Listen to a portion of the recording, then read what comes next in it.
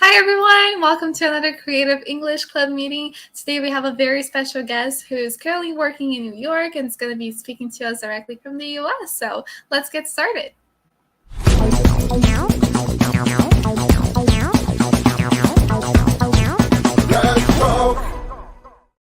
So if you're new to our Creative English Club meetings, this is just a space where we get to practice our language skills. We're having meaningful connections and conversations with people from all over the world. So not only from English-speaking countries, but other places as well, who we can connect with through a language that we all have in common and we get to practice.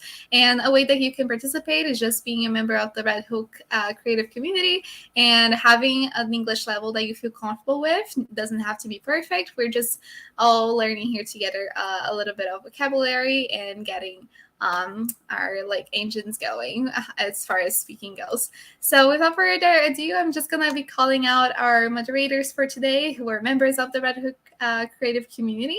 And first, I would like to introduce everyone to Bia. Bia is a journalist. She's recently graduated, and she's expanding her repertoire and learning new skills as well. So welcome, Bia. Thank you. I would like to call Rhayana.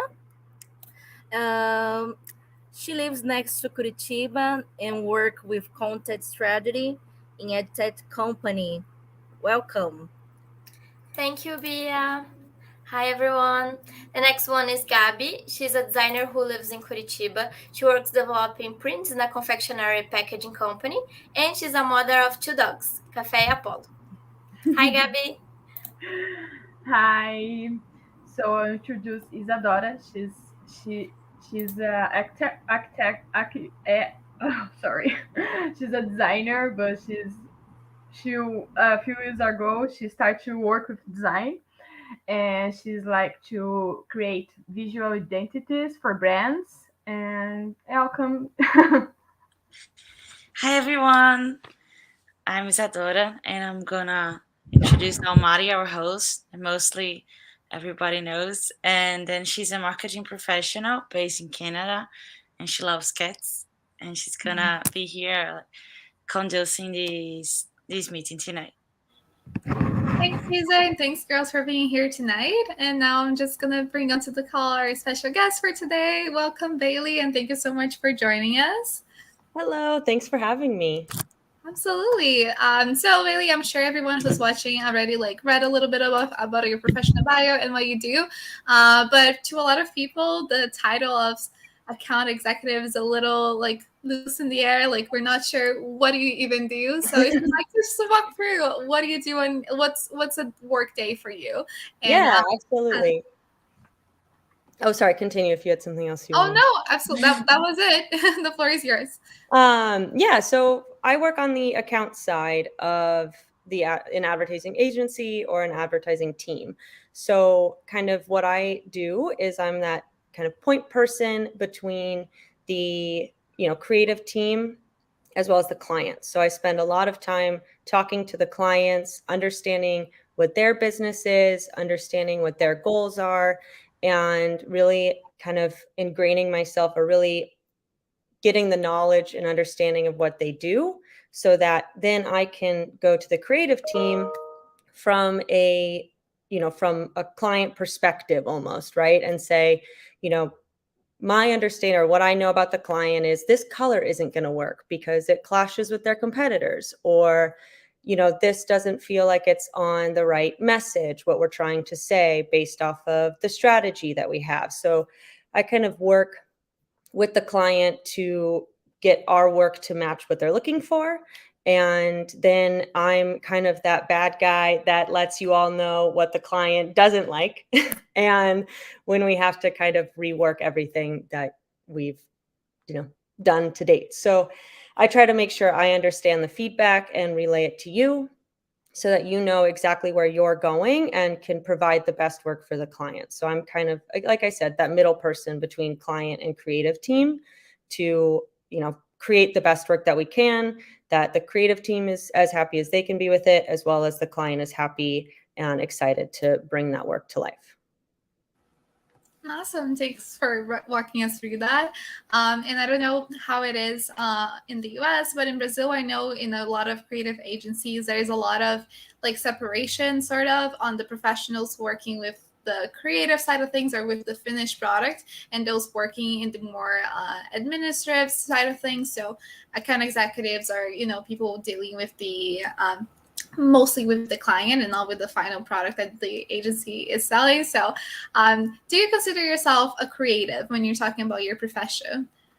I think that I have to look at it from a creative lens as much as I can. While I don't necessarily, I wouldn't say I'm a designer or, can copyright very well. I can I like the idea of I love being in advertising because I still get to use that creative brain where I can see what people are creating and again just look at it more from a business standpoint as opposed to entirely creative and say this idea is great and it matches with what it is that we're looking for, and again I get to kind of look at what the product is or look at what the project or what the creative team has made and give the feedback that I have on it, and get to spend a lot of time working with different creative teams, different processes, different clients. So I get to still be very involved in the creative process, but not necessarily, the day-to-day creative work that you all are doing. Awesome. And now I'll pass the mic on to Via for her to ask her first question.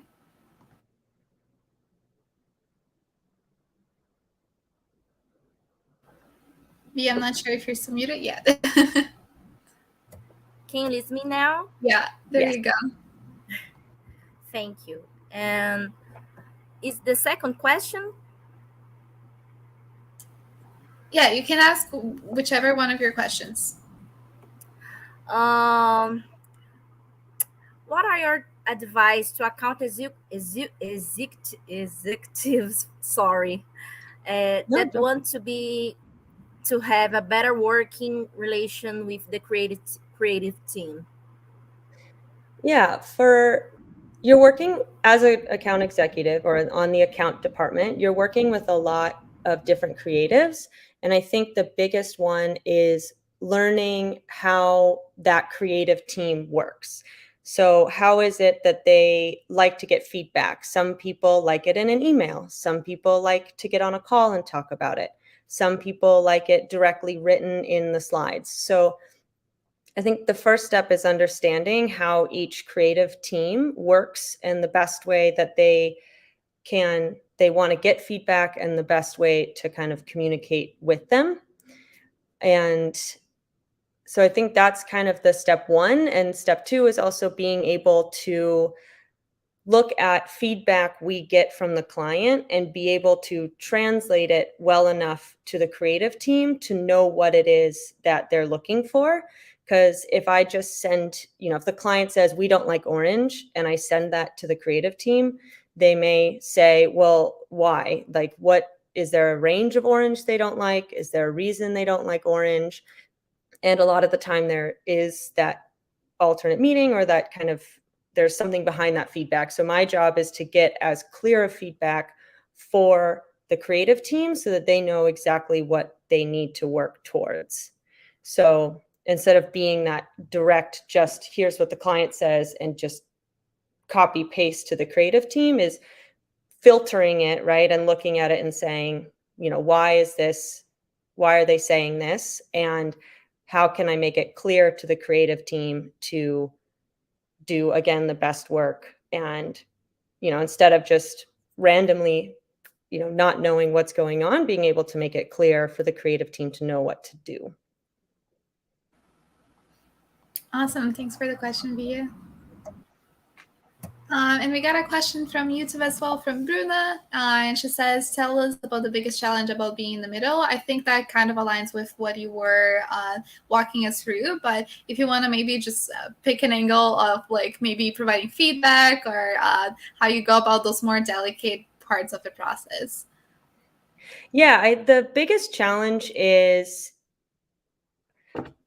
pushing good work from the creative that they're happy with, while also finding something the client is happy with. Because there are times when the creative team will say, we really like this idea, and our team will be like, we really like this idea, but the client is sometimes like, no, we don't like this. So the biggest challenge is almost being that bad guy, right? Like I have to say no to the client, and they have to say, this is why, we don't like this, and then kind of go to the creative team and be like, I'm sorry guys, the client doesn't like this, start over.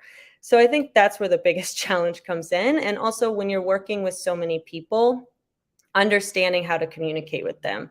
I think that once you get used to it and once you do it more, that part becomes a lot easier. But when you're first starting, when you're talking to so many different people, everybody communicates differently. Everybody, takes in information differently. And so learning how to navigate that is the biggest challenge starting, and then becomes something that you get good at over time. That makes a lot of sense.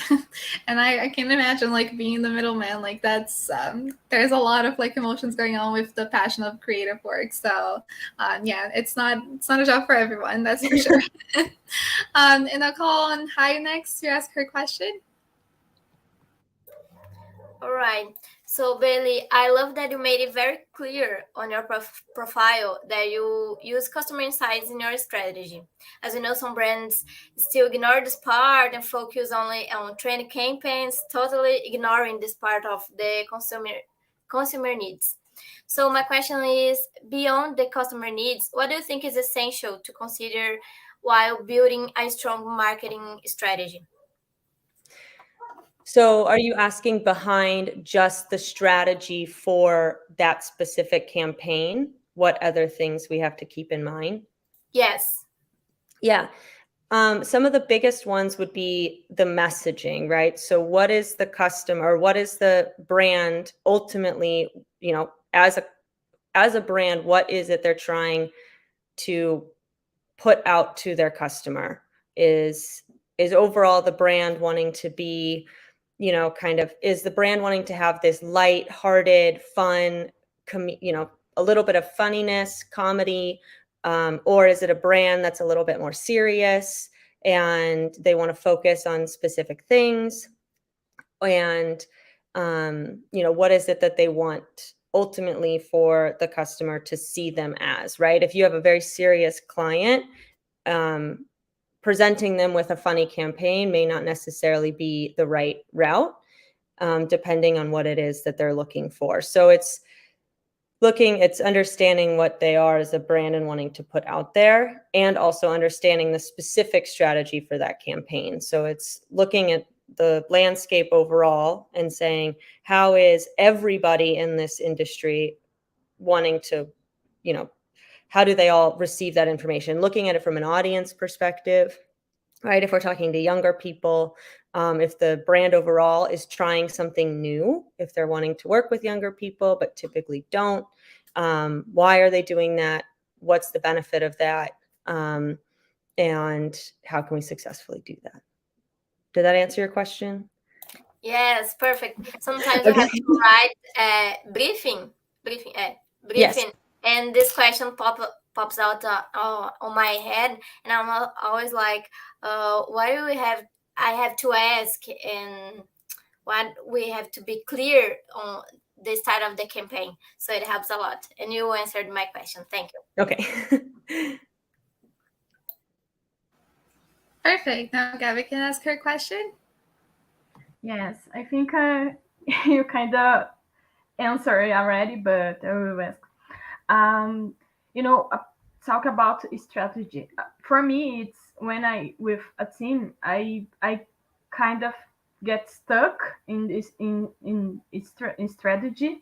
But what are your advice to create a good strategy? Or you have a example with a client that it was hard to create this and to get to a goal that it's happy for both of the sides. Yeah, that I think is the biggest challenge of advertising. Is how do we create a strategy that is easy enough, right? Is a good challenge for the creative team that they create something really great and also something that the client is happy with and the strategy that they're happy with. I think it goes from the top down in the sense where I do think to some degree the account team, client team needs a good relationship with the client to be able to, I think the biggest challenge is if the account team doesn't have a good relationship with the client, then the client will always look at our work more negatively. And so I think when you have that kind of starts that relationship. And then the strategy team, right? If the strategy team isn't able to connect with what the business is doing, then that can create an issue when we go down to the creative department if the strategy isn't in line with the business. So it all kind of works in this big circle, right? And I do think from my perspective, right, as only working in the account department, I've worked on teams where the clients don't trust us and it becomes a lot more challenging because they do look at it more negatively and are more likely to not like what we do. And so that is when, from my role, having to build that trust, so then the client trusts the rest of our team. And so that's, and then, yeah, when it comes to the strategy, if the strategy and business are together, I think the account team has to work really closely with strategy so that the brief is as clear as possible for your team so that you don't sit there and say, what is happening? I don't understand what this is saying. Yeah. And talking about building trust with the client, do you have some perspective on that, on like what is usually the foundation of that trust? If it comes more from like the client's trust in the company in general, or if it's up to you to make a personal relationship and engagement with whoever is representing the client? It's definitely, I think anyway, a little more on the account team. I think that as the first people that they talk to, I think it all also depends on how we win that client, right? So if they work with the account team, if they like the kind of overall idea and they like the agency, I think that is also always a good start. But then when it comes to the account team, we have to continue to build that. So, you know, if we're missing a lot of deadlines, or if we're not communicating feedback correctly and continuing to show work that they've said they don't want to see or want to see changed, then that trust kind of starts to go away. Also in how we communicate, if we're really delayed in responses, if we aren't, you know, if we're confusing sometimes, right? We don't know, like if we're sitting there and saying one thing to the client, but then turn around and say the exact opposite to the client, they may get confused with us and think we don't know what we're talking about. You know, being able to stay on top of and ahead of things, right? If we know that something is going to be delayed, talking to the client about it as soon as possible, and having to, you know, again, if we're really delayed in our responses, if we are kind of not rude to them, or if we don't come with that more positive energy, then they, you know, can pick up on that and just, it is very personal, right? If a client doesn't like me as a person, then they're not going to be excited to talk to me. So I have to kind of be like, I'm fun, like me. And then they're more likely to get excited about the projects that we have. Yeah, bringing in the personality. We got another question from YouTube as well. And Anas, what's the most exciting part about your job? My favorite part is working with so many people. I really like that. That's why I got into the account side. I really enjoy seeing and meeting different creative teams and working with them and seeing how they work and watching these ideas come to life from beginning to end. Because I think, you know, my job, I'm there from the whole time. I'm from the first person they meet, and I work with the strategy team to do the strategy, and then work with the creative team to see their ideas come to life. So I get to work with so many different people and get to, like I said, see from beginning to end these ideas kind of come out and see the finished product and get to feel everybody's excitement if we come up with something really good. And that I really enjoy. There's just a lot of that other positive side, where you do get to build these connections and, you know, get to have fun with everybody and kind of also be in the trenches in the sense where, you know, if things aren't going well, then everybody is not having a good time, but at least we're doing it together. That's a very positive way of looking at it. I like it. In talking about personalities, this question may be a bit like far-fetched, but in the business world, like especially on the hiring processes of like a lot of companies, we hear a lot about like personality types. It doesn't matter if it's like your archetype or something like that.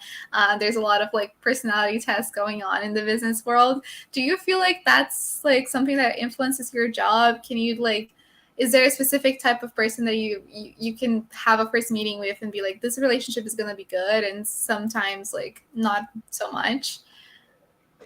Yeah, I think, yes, I think that it is right. You can have a very quiet person that may not get on a call and have a lot of energy, but is very smart in what they do. And that, you know, is one area where it's kind of, you're like, oh, I really trust what you do because you know what you're doing, even if you're not very excited and you don't have to present like this and get really into it. But if you're very smart and strategic in what you do, that's great. And, you know, I think that for my role, if you're a little bit more positive, you kind of also have to have a little bit of the ability to say and have that confidence in. I think overall, the biggest thing is the confidence, right? At the end of the day, how you present your work and how you talk about it is you have to want to do it and you have to like it. And, you know, sometimes you can fake it, right? Sometimes you can get on a call and say, yeah, client, we love what you're saying about this, and this is awesome. But then behind closed doors, or, you know, you get off the call and talk to your team and you're like, that was silly.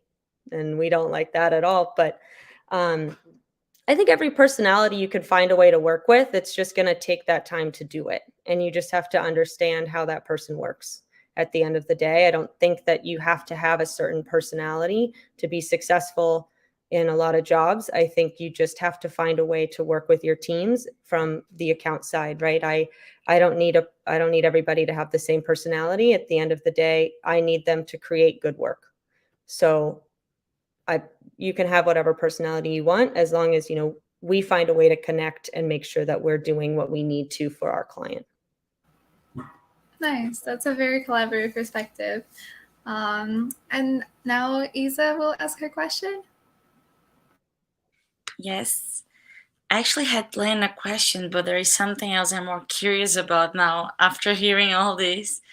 Is that as part of the creative team, like one thing that I think is difficult from like handling with the client is the feedback, because sometimes, for example, a negative feedback or even a positive one, I mean, it's not clear what they liked or disliked about it. And I think like that's also probably a tough thing about the mediator, on how to extract the exact reason behind like disliking or liking something. Do you have like, I don't know, strategy tips or something to bring this information from the client when themselves are not like so clear in their minds why?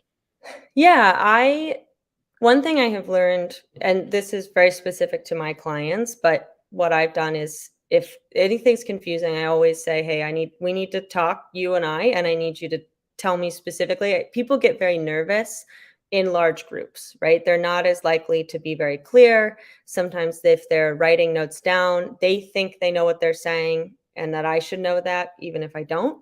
So it's just pushing back as much as you can in a very polite way, right? It's, you know, okay, why don't you like this? Is it because other competitors are doing it and you don't like it?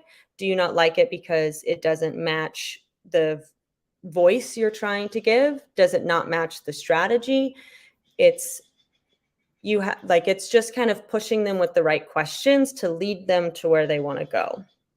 And so it's like I said, it's, you know, if you don't like a color, what about it don't you like? Do you just not like it? Well, that's not good enough for us. We can't just, it's not about your personal taste. It's about what's best for your business. So if we think that something is good for your business and you're disagreeing, then you need to explain to us very clearly why it's not working. So it's a lot of questions. Thank you. Perfect. Isa, you can go right ahead and ask your next question. The other one. So, Bailey, I also saw that you have a background in psychology as well. And I got curious about how this impacted your approach to marketing publicity. And also, like, based on your experience, how having different backgrounds in a team can contribute to the development of a strategy or a solution. Yes. In terms of having different backgrounds, that's always helpful.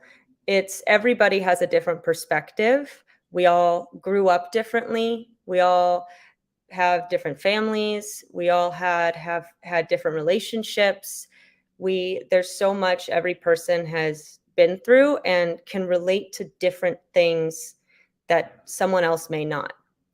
Right. And so it's the more background that you have, or the more people with different backgrounds, the easier, the better it is that you're going to have somebody say, that's not good, or that's great, or this is my take on it. This is what I would want to add. And part of that is, and I think blinking that kind of just with the psychology, it's just understanding that every person is different at the end of the day, and being able to kind of get that information out of them. So again, I think my biggest thing in my job is understanding every person I work with on an individual level, right? So if you are somebody that, you know, doesn't want to speak up that much, then I'll just message you on the side and say, hey, how do you feel about this? Or if Gabby, if you do like to speak a lot, maybe I'll just say, hey, why don't you give your opinion? Like, do you have anything to say here? So there are, again, everybody communicates differently, but the more backgrounds we have, the more information we can get, and the more people can let us know whether something is good or whether it may not be very, like, it could create a problem if you're from a different type of background, or if you know information that other people may not. And I think also from, and you know, when I took a lot of those classes, those psychology classes, it does teach you more about different backgrounds, what to look out for, kind of a bigger view of what's going on outside of just marketing, right? So taking only marketing classes kind of narrowed in only on how to do a specific process, while taking those classes allowed me to kind of open up a different world almost, and see and learn how to look at things from different perspectives. Nice, thank you. Yeah, I always love to see the connection between like certain areas of studies with like advertising. Psychology seems to be one that's very prominent, and it just makes sense, right? Like you're dealing with a lot of people, even if it's not like directly like with the client as the people on the account side, you're still dealing with like the end consumer. So understanding people is always like a plus. And talking about like your background, like your academic background as well. I know you started working when you were still in college, and I know like for like that's the case for a lot of students and people starting out their careers, trying to build up experience. Do you have any advice on how to pose yourself as a professional on an environment where a lot of people may have more experience than you, especially when you're dealing with clients? Do you have any like sort of advice on how to posture yourself as a professional when you might not have that experience yet? Yeah, I think everything that you've done in your school or any other work can be you can make it about what it is that you're applying for, right? If you have, you know, for me, right, I can say I played sports growing up, so I'm a team player because I, you know, was able to work with other team members on the field. Or I worked in a restaurant when I was in college, as well as in a public relations team that has nothing to do with really the advertising I've done, but I can say I've worked with a lot of people, and so I know and understand how to work in a fast-paced environment. I know how to work with multiple people and handle different projects. So I think there's a way that you can take everything you've really done and be able to show how that relates to getting a job, right? Whatever it is that your strengths are and whatever you can do, and say, hey, I may not have, sometimes it all depends on who you're talking to at the end of the day, right? If you feel like someone is looking for, a little bit, like you can just give, sorry, I'm trying to process what I want to say on this, because I think it's a very good question. The best way to set yourself apart is you can talk about your process. You can talk about what it is that you've done in the work related to advertising. But I think you can also talk about just everything you've done with your life, honestly. Again, everything you've done, you can just say and spin and put it as, this is how it relates to how I'm going to be good at this job. I'm a confident speaker because I've took speaking classes, or I am, I've put myself out there in different ways that may not be related directly to advertising, and finding those different ways to not just focus on the work that you've done, but also your personality and what you've done outside of advertising, to be able to show that you have different creative avenues, or you show how you work with different people and how you would work with this specific type of agency, and asking the type of person, that they're looking to hire. Are they looking for somebody that has a background in, comedy? And you're like, well, I've taken comedy classes, or I really enjoy these types of films, and this is what I like about it. This is why I like the writing, or this is the type of, artists that I like to look at, or this is the type of art that I enjoy, and this is why I enjoy it, and this is how I can take this information and apply it to my job. So it doesn't have to be everything just related to what you've learned in school or what you've done specifically for advertising projects. There's so much outside of that you can show somebody that you have, that allows them to see you more than just the work you've done. That's really good advice. Especially like relating to like soft skills, which are really like valuable in, such an interpersonal field. Like, I feel like that's something that anyone at any stage of the career can apply to like their resumes, or, however they want to, like, whatever they're going through, like professionally, that's something that's very applicable. So thank you. That was really nice.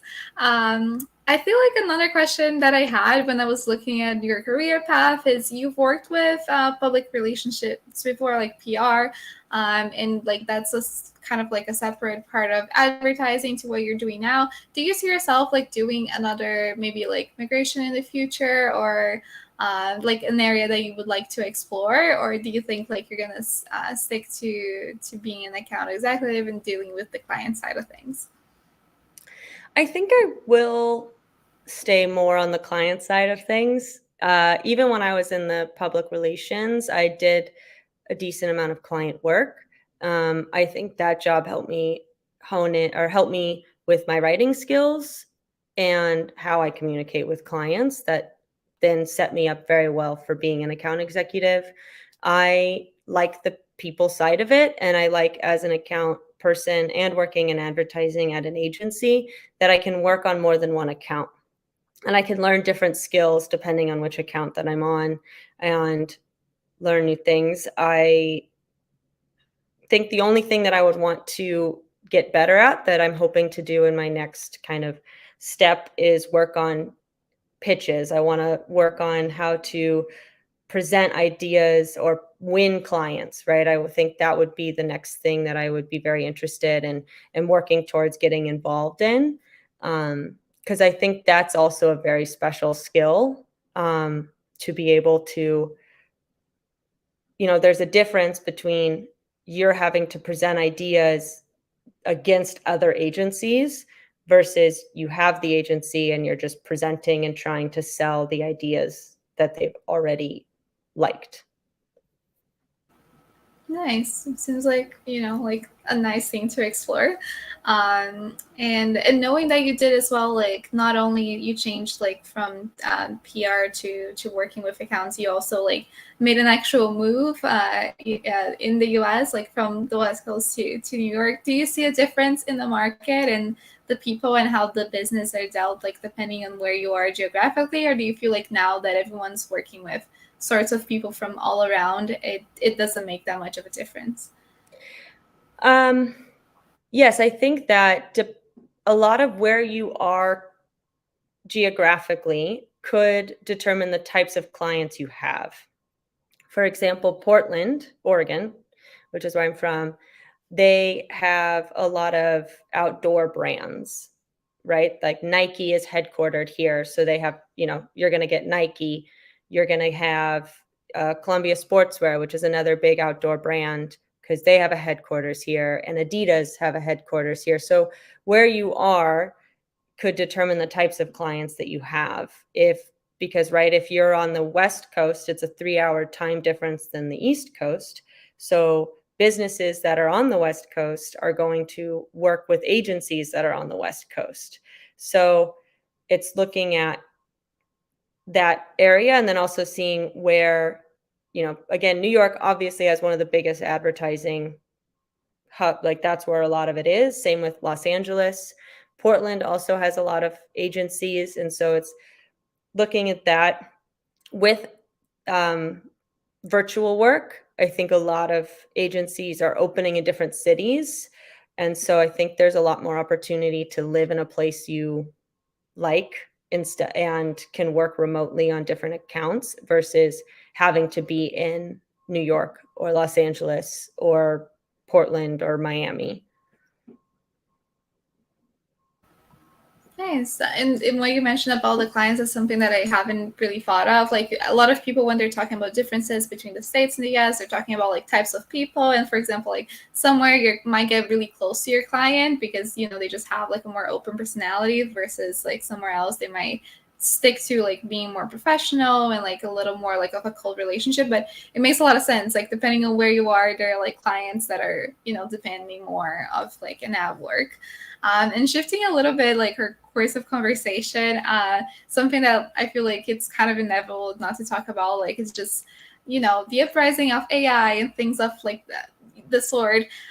Did your agency have any problems with clients, like bringing that up and being like, how does that work now versus like copywriters doing your work or, bringing in the AI sides of things?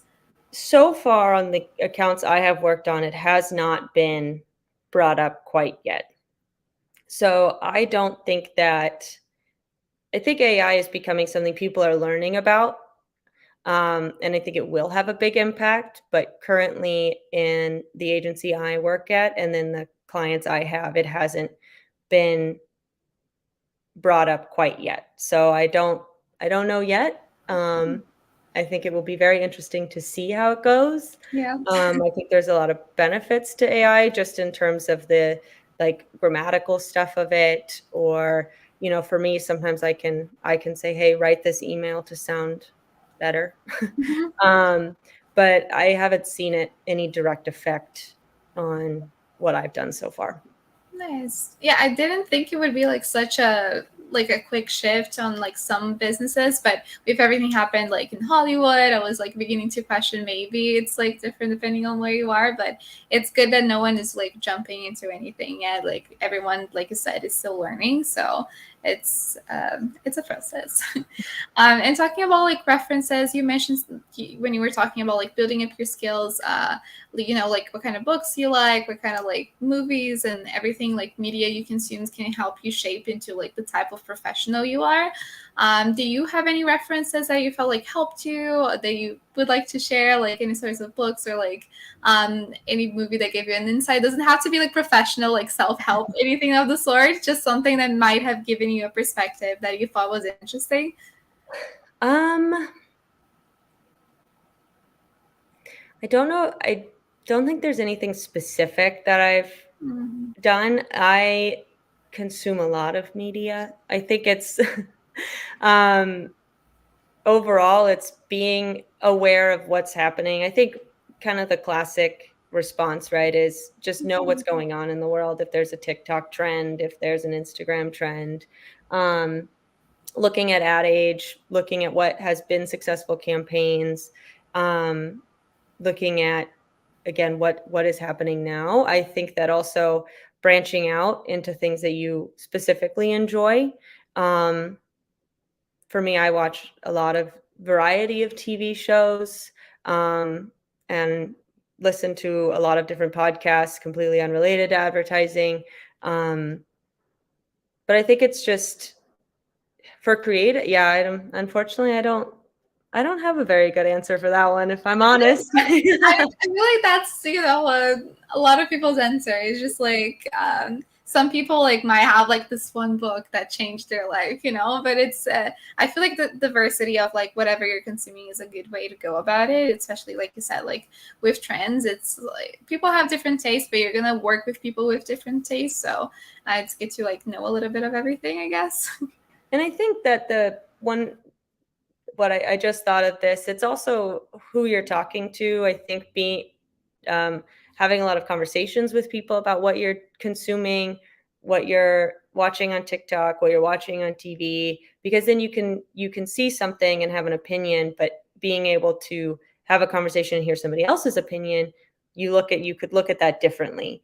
So even if it's something silly, like even if it's, just the Barbie movie, right? I just watched that this weekend, and I looked at it one way, but then somebody else looked at it another way, and then that allowed me to look at it, change my mind on how it is. And so then that you can kind of relate that back to anything and say, okay, this is the way I looked at it, but if I were to step back and ask somebody else their opinion on it, or see a different side of it, then you can learn how to see different angles of what you're working on.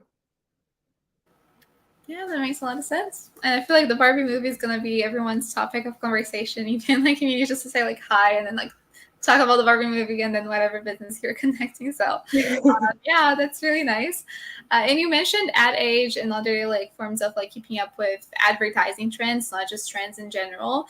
Do you feel like working with the account side, like not necessarily with like the campaigns themselves, do you still keep up with like festivals and like prizes and things of the sort, or is it sort of more like a distance, just keeping up to date on your agency and how they're doing? No, I need a couple things I have to pay attention to is what work is being done. And also a lot of it is paying attention to what's happening with my clients and in the competitive field. So if another agency is doing really well with a competitor of what I have, kind of looking at what they're doing, why that's seeming to be successful, and how we can relate that back into what our client is doing. I think it allows me to expand my creative mind too and see what other people are creating, because while I may not be the best at coming up with ideas, at least I can kind of see what types of ideas are out there, look at it from a perspective, and then maybe be able to take that and say, hey, this is something that I thought makes sense or doesn't make sense, and continue to have conversations with people in the advertising world about what's going on. Because you do want to be aware of what's happening. You want to be aware of awards that are being won, and you want to be aware of how different agencies are doing, right? Because sometimes you can see, and I think this is good for anybody looking for a job as well, is if you're noticing that a company is winning a lot of business, then that may be one that you want to apply for and look out for, because they're going to need to hire. If you're seeing that a company is losing a lot of clients, then maybe don't go to them because that's not going to go well. So you have to be paying attention to what agencies are doing, and what ads are doing well, what ads are doing poorly, and also paying attention to what is happening with your business in terms of what other agencies are creating with your competitors. That was an amazing answer. Thank you. And shifting the conversation again, like something that might be like unrelated to what we were talking about, might not be like personal for you, but just perspective of a worker like in the United States in general. Something that I noticed moving from like South America to Canada was that because here the seasons are so different from one another. Like we have a very harsh winter and we have a very like hot summer. I feel like the work rhythm kind of goes with the seasons. Is that something that is true in the US as well? Yes, it is. Summer, there's a lot of people taking time off. And so schedules are a little harder. For example, our agency has like 5 summer Fridays. So we have 5 Fridays off that everybody isn't working. So having to keep that in mind when you're building timelines and working with the client is, hey, we're going to lose 5 days of work time. And in the winter in the US, there's the holidays, there's Thanksgiving and Christmas and New Year's. So there's like this 3-4 week time, 4-week time where everybody's also taking time off. A lot of places are closed for a week or two during those holidays. So having to keep that in mind when, again, working with clients is when you work with so many people, there's time, a lot of time off happening in the spring. The students in the US, like high school, elementary school, kindergarten, like the kids all have a spring break. So there's a week off where all the kids don't go to school. So a lot of parents take that week off or a few days. So in the spring, looking out for the fact that, in the spring, there's about a few week area where people are taking time off. The summer, very slow responses. I think the fall, everybody is working very, very hard I think that's when it's really busy before the holidays is done, because then the new year starts and all the budgets change and everything changes. So everything has to be done before the holidays. So in the summer, everyone is relaxed. And then in the fall, everybody is panicking. And then winter happens and then you start over.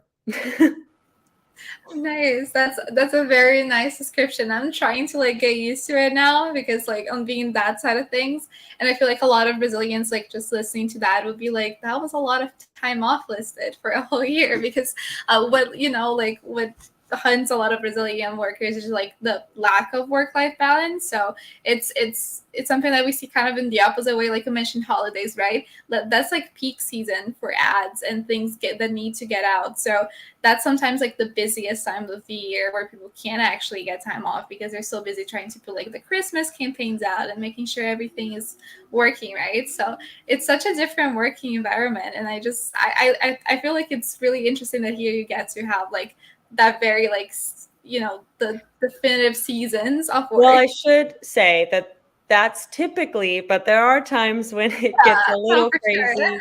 Sure.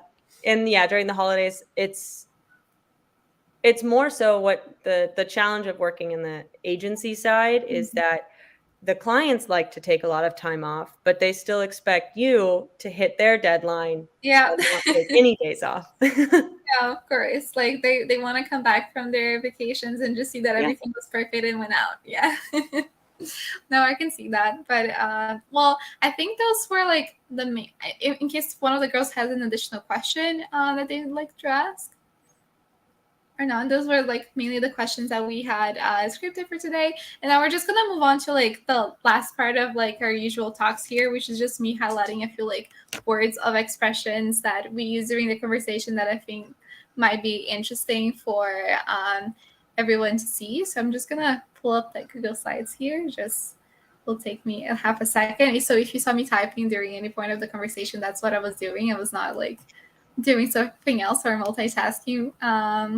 And it's something like a disclaimer that I always use, that I'm not an English teacher or professor or anything of the sort. I'm just like sharing my thoughts on how we conducted the conversation here. So the other thing that you mentioned when you were explaining a lot of your role is being the middle person, which is what was like really nice, by the way, because I always hear the middleman, even when you're talking about like in a gender neutral sense, like people still use like middlemen sometimes. But yeah, being a middle person is just like, you can easily like translate it into like the meaning of the word, but it's nice to see it used as an expression so we can acquire into our vocabulary as well. So it just means being the point of contact. Ultimately, like that's a word that we use a lot as well, and it just means like in the end, at a base level, it's not a word as commonly used, I feel, by people who have English as their second language, just because it's not as easy to pronounce, but it's a very useful word, and it's easy enough to type in an email. So there we go. Staying on top of, that's something very common when you're talking about especially like emails or communication. If you're staying on top of something, you're checking in on that and you're keeping up to date with, and it's just like making sure that you're not missing anything regarding that matter.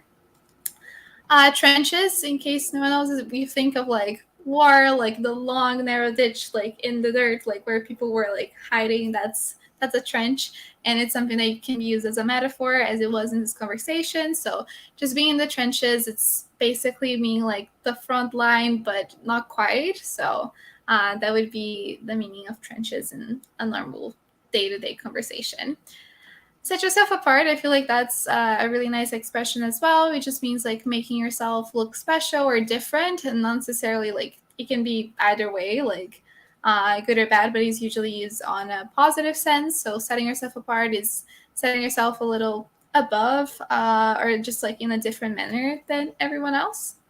And yeah, those were it. Those were just like, I feel like expressions that I picked up on conversation that I think are worth like taking a note of for people who are trying to expand their vocabulary. And I'm just gonna check if no one has any comments on our YouTube. No, they're just thanking us for the conversation. So I feel like those are our questions. In case, Bailey, you want to have like a final message for creatives or people working in the ad industry, and any last words for everyone that's watching? Yeah, again, my favorite part about working in advertising is it's the best of business and creativity. So I really enjoy being able to learn about different industries, being able to watch creative people, even though I am not necessarily one. I get to watch creative minds really create something and build something out of thin air. And I always find that so incredible.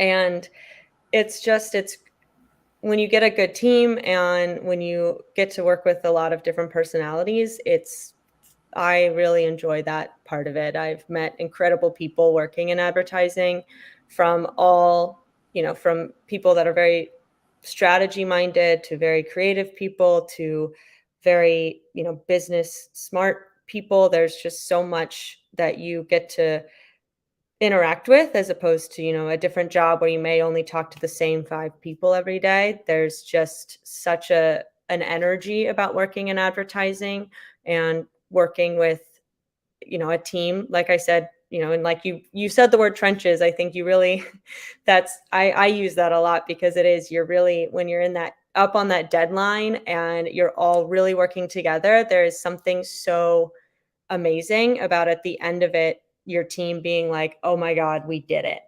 And it's like very rewarding to get to that point, and to see it all come to life. So I wish you all the best of luck on your journeys. And yeah, if you ever have any questions, like, I'm always here to help out in any way. But I, again, wish you all the best of luck. Amazing. Thank you so much. And thank you so much, girls. In case you noticed that like I feel the girls like fell out of the call, that was just like internet issues.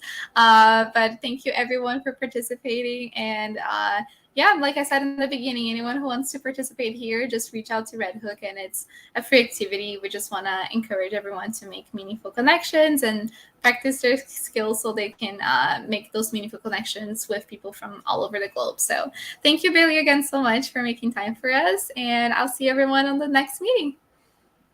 Bye. Thanks, everybody. Bye. Thank you.